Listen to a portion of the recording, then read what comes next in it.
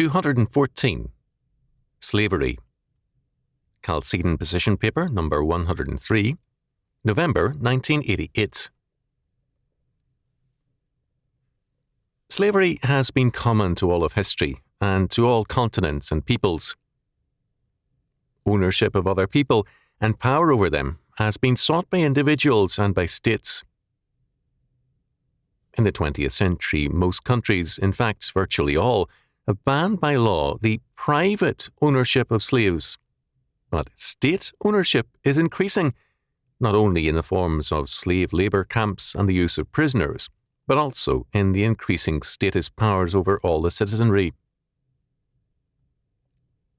Slavery has not been limited to any one people.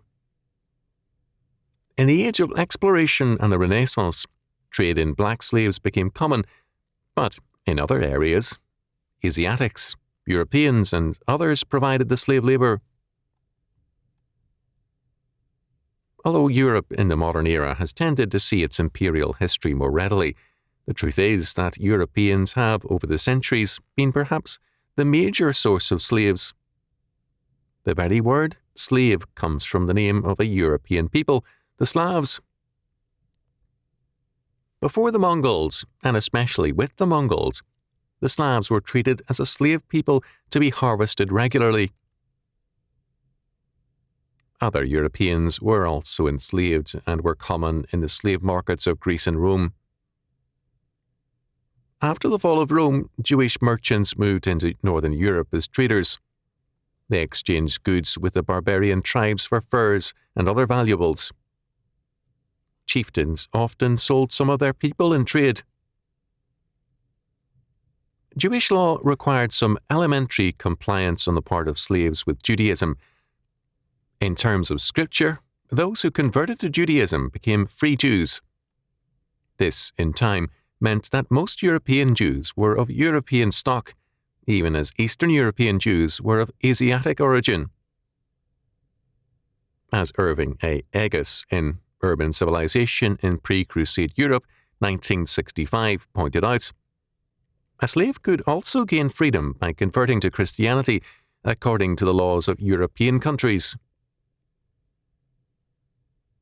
As a result, to keep their slaves, both as slaves and then as Jewish converts, the Jewish traders were forced to assume a very warm and human attitude to their slaves. Volume 1, page 96. Excess slaves were sold to the Mediterranean slave trade, which, with Islam, became a major market. At first, because the barbarian tribes saw slavery as a normal thing, enslavement was not a problem. In fact, for some it was a step upward materially to be a slave to a Jew. With the rise of Islam, however, Islamic slavers began to move northward up the rivers of Europe to seize slaves. France was routinely raided. At the same time, the Christianization of the tribes led to a hostility to slavery and to Muslims and Jews. But there was still the fact that slavery was Europe's, quote, best business, end quote, to use Michael Wood's expression, in this era. The Muslims were the slavers from the south, the Vikings were the slavers from the north, and later the Mongols were the slavers from the east.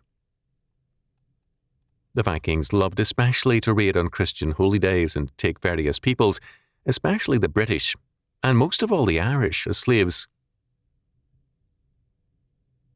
Jewish and Syrian merchants in such places as Verdun processed the slaves, and many of the males were made eunuchs. Wood writes, a frightened pilgrim in the late 9th century in Taranto saw 9,000 Italian captives being loaded onto ships, making up just one consignment to Egypt. In Search of the Dark Ages, 1987, page 169.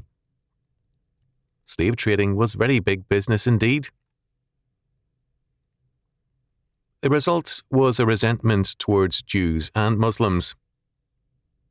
The early form of the Crusades was pushing the Muslim slave traders out of Europe and converting and civilizing the savage Vikings. Then, when Christian pilgrims to the Holy Land were attacked and enslaved, the crusade was proclaimed for that area as well.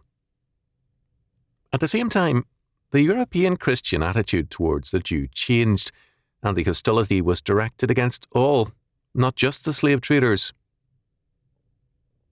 Slavery had earlier been an accepted fact of life by all. Now it was seen with hostility. With the Renaissance and with the revival of classical humanism, the medieval view of slavery was altered to an acceptance. Thus, when a merchant returned from a long trip to find that his wife had given birth to an illegitimate son, he waited until the boy was an adolescent and then took him on his next trip and sold him as a slave.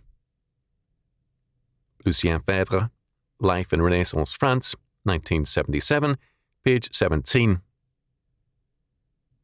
The times were congenial for a return to a massive slave trade, this time with Africans. Over the centuries, however, the major source of slaves has been Europe. Europeans prefer to remember their imperial greatness and power, which has been remarkable. But Europe has been a continent subjected to extraordinary wars, degradations, evils, and conflicts. Europe has seen over the centuries the most sustained enslavement, and also the systematic harvesting by slavers, one unequalled elsewhere except in local settings such as Aztec Mexico. It has also seen the greatest freedom. Europe has moved from a casual acceptance of slavery to a worldwide war against it. The reason for this has been its Christianization. Those who today are hostile to Western civilization and its Christian heritage should remember that, outside the sphere of Christian culture, the two most commonplace aspects of societies have been slavery and polygamy. To abolish Christendom, as some hope, will in time restore both.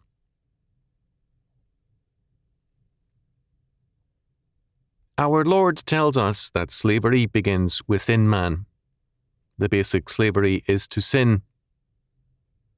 Whosoever committeth sin is the servant or slave of sin. If the Son therefore shall make you free, ye shall be free indeed. John chapter 8, verses 34 and 36. This should tell us that non-Christian politics is the politics of slavery, because it denies the only valid source of freedom, Jesus Christ.